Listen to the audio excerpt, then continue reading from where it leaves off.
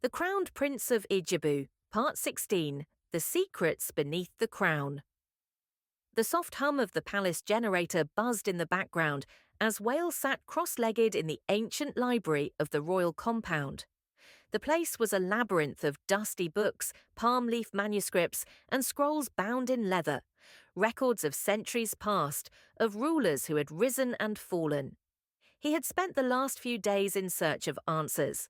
The whispers about his lineage, the dream his mother had just confessed, and the strange coded messages in his late father's journal had disturbed his sleep.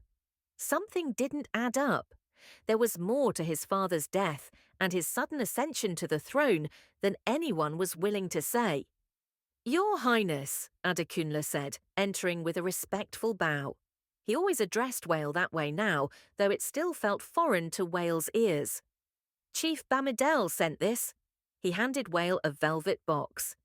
Inside, nestled on a cushion of deep blue silk, was a royal seal ring engraved with the Adesanya family crest. Wale took a breath. The ring had belonged to his father. Accepting it meant accepting the full weight of kingship. "And he said what?" Wale asked without looking up. "He said it's time. The council wants your coronation finalised within the week." Wale closed the box. "Tell them to wait." Adekunle hesitated. "They won't like that." "Let them not like it. Until I find out what's being hidden from me, I will not wear a crown that might be forged in lies." Meanwhile, Michelle was unravelling her own thread of the mystery. In Lagos, with Amina's help, she had gained access to records and insiders within the federal court system. Her diplomatic ties through her university were proving valuable. A pattern had emerged. Wale's father had been fighting a covert legal battle with a multinational oil company just before his death. He had denied them exploration rights on ancestral lands. The refusal had sparked threats, pressure from government officials, and even withdrawal of infrastructure aid.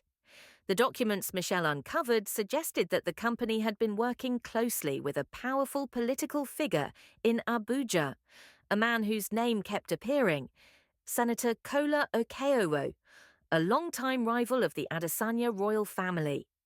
Michelle's heart pounded as she read the email thread between the oil company's legal team and Senator Okeowo's aides. The implication was clear. Wale's father had stood in the way of a billion-dollar deal, and just weeks later, he was dead. She picked up her phone and dialed Wale. He answered on the second ring. "I found something," she said, skipping greetings. "Wale, I think your father was murdered."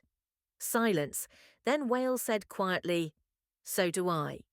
That night, Wale met with Chief Bamidel under the Ain's moonlight in the sacred grove outside the palace. The chief, a custodian of tradition and once his father's closest confidant, stood with arms folded, expression unreadable. "You've been keeping secrets," Wale said without ceremony. The old man sighed. "To protect you, to protect the kingdom." "Protect us from what?" Chief Bamidele looked into the sky. "The same men your father tried to protect us from, and the same men who may have taken him from us." Wale felt a tremor pass through him. The fight for Ijebu wasn't just about ancient customs anymore. It was about survival, power, truth, and he was in the center of it all. Part 17 drops tomorrow. Stay tuned.